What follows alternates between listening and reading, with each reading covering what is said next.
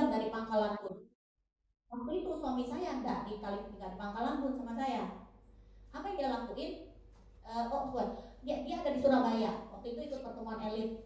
Nah, saya waktu itu harus ke Sampit untuk bantu tim saya. Nah, apa yang saya lakukan? Saya berangkat subuh, pulang subuh. Anak-anak tak titipkan pembantu, sudah tak atur. Berangkat subuh, pulang subuh untuk bisa mendampingi tim saya di Sampit. Sebenarnya suami saya nggak tega, karena saya tuh kalau udah nyetir, mata tuh bisa kayak gini. Sungguhan, nyetir tuh udah nggak kuat saya tuh sebenarnya. Tapi kan saya 3 saat lagi. Sampai hari ini udah biasa kalau ke Sampit sendirian. Tahu nggak yang luar biasanya apa? Saya diizinkan Tuhan pulangnya jam 12 malam. Itu kesasar. Di mana? Di tempat angker. Untungnya saya nggak tahu saat saya tersesat. Saya tahunya besok paginya. Itu kabut semua. Langsung yang namanya ini kaca itu saya nggak berdiri. Nyanyi lagu rohani gitu. Karena saking takutnya. Tapi untungnya ketemu orang jam 12 malam, sepi, gelap semua hutan. Ketemu orang masjid gitu, diarahkan jalan raya lagi. Besok pagi dia bilang, kamu tuh tersesat di mana? Itu loh yang ada pohon beringin itu loh, seharusnya belok ke sini, saya malah terus. Loh itu angker, banyak yang saya kesasar. Untung saya nggak tahu ya Tuhan. Beneran, ya.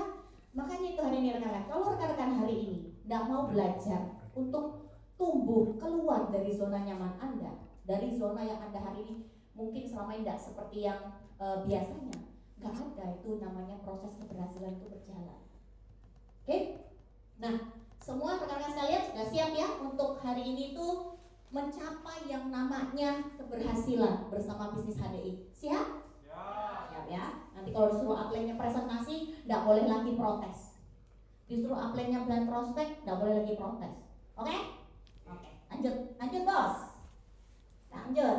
Nah, rekan-rekan sekalian sampai habis aja. Oke.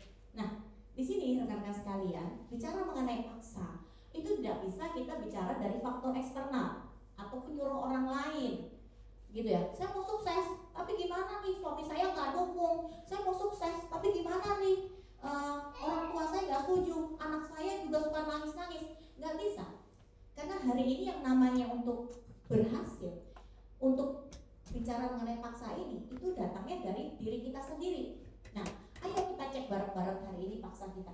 Apakah hari demi hari paksa kita itu semakin bertambah kuat, atau malah nggak ada perubahan, atau malah yang lebih parah semakin menurun?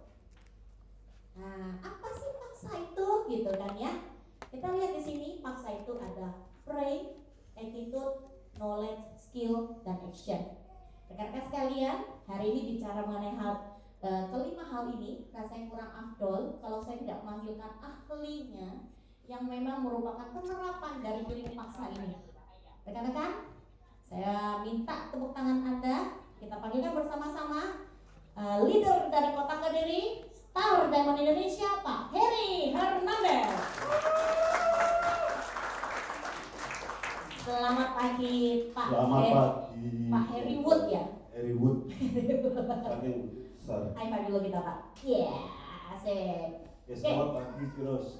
Silakan mau nyapa teman-teman dulu mungkin. Ya, selamat pagi Bapak Ibu. Wow, luar biasa ya. Oke, Pak Heri sudah siap berbagi bersama kita? Sudah siap. Sudah siap ya. Beliau sudah wanti-wanti sama saya. Tolong Rosita, saya dikupas habis-habisan kayak bawang gitu. Pokoknya sampai menangis bawang gitu. Beliau akan mengeluarkan semua ilmu dalamnya ya. Nah, jadi hari ini kita belajar bareng-bareng dari mentor yang luar biasa ini ya. Oke. Nah, sebelumnya boleh saya ceritakan sekilas mengenai pray ini, boleh ya? Sebelum nanti Pak Heri juga bisa berbagi. Pray-nya tolong Pak. Atau masih riwitan di belakang, masih doa dulu? Oke. Melanjutkan doa. Paksa. Pray Pak. Pray. Oh sudah, keluarin aja semua. Saya suka keluarin semua. Separuh-separuh tuh kurang enak. Oke. Ya, nah Pak Heri bicara mengenai bisnis HDI. Saya percaya hari ini tidak lepas dari kehidupan doa yang baik ya Pak ya. Yang dimana tentu saja kita selalu mendengar setiap ada leader-leader HDI yang sukses. Ketika Anda tanya kepada beliau-beliau, apa yang beliau katakan? Bagaimana sih kok bisa sukses Pak, Bu? Saya juga nggak tahu, kemurahan Tuhan.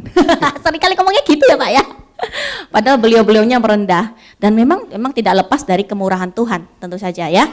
Nah, di sini bicara mengenai kehidupan religius yang baik, di sini dijabarkan bahwa kita harus mau belajar bersyukur, membawa nilai-nilai ajaran dalam agama kita, termasuk berduet dengan Tuhan. Sebelum membahas lebih detail, saya akan mengulik-ngulik dari Pak Heri. Bagaimana hari ini, mungkin rekan-rekan sudah pernah dengar ya background dari Pak Heri sendiri, yang mana beliau itu adalah seorang apa? Latar belakangnya bukanlah hari ini yang sekolah tinggi ya Pak ya. Minta maaf ngomong Pak ya. S1. S1, apa itu Pak? Mungkin Pak Heri bisa jelasin. SD. SD, SD Pak ya. Dan bahkan pernah bekerja mencoba untuk transportasi Pak ya. Becak betul Pak ya. Becak. Transportasi loh itu jangan salah loh ya. Oke. Nah, tapi yang luar biasa hari ini beliau itu yang saya lihat punya jaringan itu bahkan rekan-rekan yang dimana backgroundnya itu boleh dibilang melebihi beliau. Ya, boleh dong Pak sharing sedikit bagaimana hari ini tuh kehidupan doa Pak Heri sampai Pak Heri bisa menerapkannya di bisnis HDI supaya teman-teman dan saya bisa belajar. Oke Cik Ros, ya menarik sekali ya ini. Untuk kehidupan religius saya dulu ya, karena saya tukang becak dan suka mabuk, tahu sendiri ya Bapak Ibu. Jadi di saat saya diuji badai yang sangat bagi saya tidak mampu, sangat besar ya, karena bapak saya sakit, disitulah puncak doa saya. Ya, doanya minta enggak. Saya selalu berdoa protes kepada Tuhan. Sudah saya ini enggak punya, diuji bapak sakit, dan waktu sakit, uang tidak sedikit yang harus saya keluarkan. Jadi setiap malam saya tidak pernah tidur dan doa saya apa? Protes. Dan kata-kata kotor yang jelek, karena di depan rumah saya itu ada jembatan kecil ya. Saya menghadap ke gunung dan saya pakai apa ya? Pakai bahasa Surabayanan. Jancuk, enak cah cilik. Kalau gunung itu bisa saya jual, bisa saya pakai untuk mengobati bapak saya. Itu tiap malam. Terus mentok pada saat itu cari pinjam sana ya, kalau 1 hari 2 juta, hari ini pinjam ya, besok cari pinjaman lagi, mikir, dan itu tidak dapat. Dan saya harus melihat ayah saya itu nafasnya betul-betul Senin Kemis ya. Nah, di situ puncak doa saya, apalagi yang bisa saya jual, apalagi yang bisa saya kerjakan. Itu tepatnya jam 3 malam. Sampai setengah 4 saya jam 5 tidur, paginya saya dimintai tolong untuk ngantar suster itu. Itu wujud doa saya, walaupun doa saya jelek sama Tuhan tetap diperhatikan, tetap dijawab. Karena Tuhan baik. Karena Tuhan baik. Tuhan itu, lihat, dengar yang terakhir, apalagi yang bisa saya jual. Itu yang Tuhan dengar. Yang lain-lainnya Tuhan titit, saya maafin ya Heri, titit gitu ya. Oke lanjut itu Pak. Betul-betul terjadi di dalam diri saya. Itu terus kalau masalah pray-nya. Jadi saya tetap berdoa, walaupun jelek saya tetap berdoa. Tiap hari, itu puncak doa saya. Sebelumnya saya tidak pernah. Saya menjalani kehidupan ya becak-becak, nyopir-nyopir, itu tiap hari. Dimintai ngantar, tolong ngantar orang yang ngantar. Oke. Tapi maksudnya gini, rekan-rekan sekalian, manusiawi banget ya. Kalau misalnya manusia itu dalam keadaan terpuruk, tiba-tiba keluar kadang-kadang ucapan yang tidak sepantasnya, kebun binatang keluar semua, itu banyak yang mengalami rekan-rekan sekalian, bahkan tanpa disadari mungkin juga bahkan seringkali menyalahkan Tuhan juga ya. Tapi itulah Tuhan tuh maha baik. bukannya kita membenarkan ataupun memaklumi, tidak. Tapi di sini tuh Tuhan tuh selalu berusaha memberikan yang namanya satu rancangan yang lebih baik buat kita. Yang dimana ketika Pak Heri pun saya belajar, beliau itu tidak menyerah. Meskipun mungkin ngomel gitu ya, miso gitu Pak ya, miswa gitu ya. Tapi beliau itu berusaha mikir, apa lagi yang bisa tak jual? Saya percaya itu yang akhirnya menggerakkan hati Tuhan, sehingga Tuhan itu mengarahkan Pak Heri untuk hari ini tuh apa? Ketemu sama Hade. Besoknya langsung Pak ya? Atau besoknya saya masuk kerja jam 8, setengah 9 saya ditelepon suruh ngantar suster lah. Awal kenalnya dari situ. Karena doa yang sangat sederhana. Apalagi ya yang bisa saya jual? Ini luar biasa. Nah, Pak Heri, bicara mengenai doa, hari ini bagaimana nih Pak Heri dalam menyikapi kata syukur tentang HDI dan juga bagaimana HDI ini sudah membantu Pak Heri dalam kehidupan Pak Heri sendiri? Saya bersyukur bukan dengan HDI karena setelah saya memahami konsepnya HDI itu. Teleponnya siapa? Sebaik-baiknya manusia ya adalah apa yang bisa bermanfaat bagi sesama. Setuju Pak Heri. Nah, wujud syukurnya saya merasakan di situ Bapak Ibu, karena di saat saya dimintai tolong dan saya merasa dibantu, ditolong sama suster, dan bapak saya merasakan manfaat produk pada saat itu, saya langsung sujud syukur untuk membantu dan menolong. Jadi keberadaan saya di HD itu tidak kurang tidak lebih hanya untuk membantu dan menolong sesama, baik itu yang butuh produk atau yang ekonomi, yang butuh ekonomi, butuh tambahan penghasilan atau butuh pekerjaan. Itu Cik Ros. Menarik, serius nih, catet. Ya, ini di luar skenario. Karena ini benar-benar Tuhan kasih hikmat buat Pak Heri. Apa sih ucapan syukurnya beliau? Beliau bersyukur bahwa beliau telah ditolong. Bapaknya terbantu dari produknya, betul. Sakit jantung Pak ya? Sehat Pak ya sampai hari ini? Sudah. Oh iya, pokoknya sehat lah ya, sehat. Namanya itu kan bukan hubungan. Intinya terbantu sehat, Pak ya. Nah, habis itu Pak Heri juga melalui bisnis ini, Pak Heri juga terbantu dari sisi ekonominya. Dan ini yang saya cermati, beliau ucapan syukurnya dalam tindakan di mana enggak cuma berhenti di beliau aja. Kadang-kadang ada loh yang sudah kebantu dari sisi produknya, diajak bisnisnya enggak mau. Enggak lah, enggak ada waktu lah, sibuk lah, apalah, aku hanya pakai aja lah, ada yang kayak gitu kan ya. Padahal bisa jadi loh, Tuhan tuh hari ini mau pakai orang-orang itu jadi salon berkatnya dengan testimoni yang sudah dia alami sendiri dari produk ini.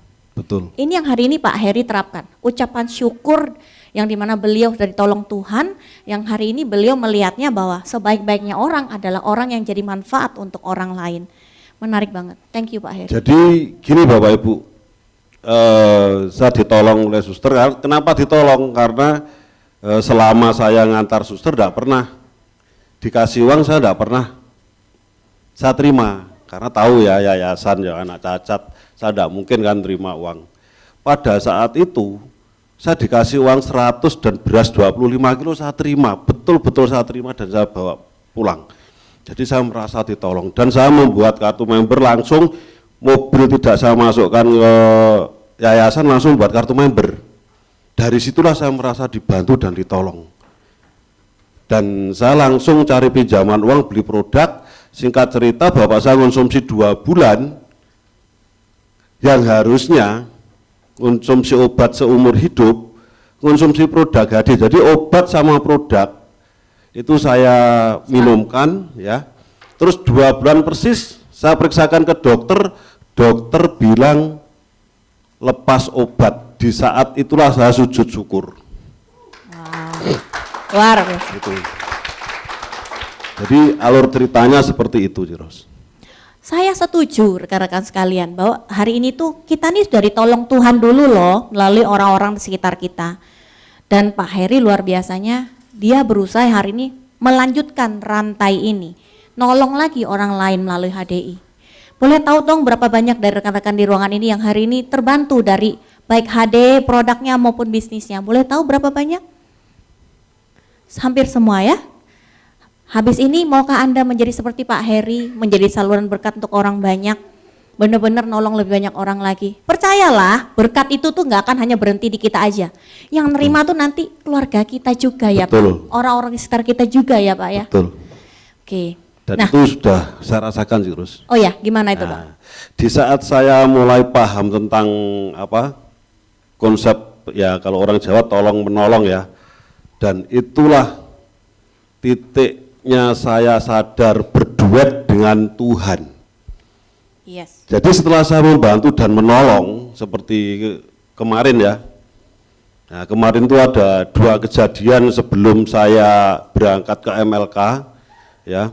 Yang pertama saya ngasih produk depan rumah saya, tidak mau nerima dikembalikan.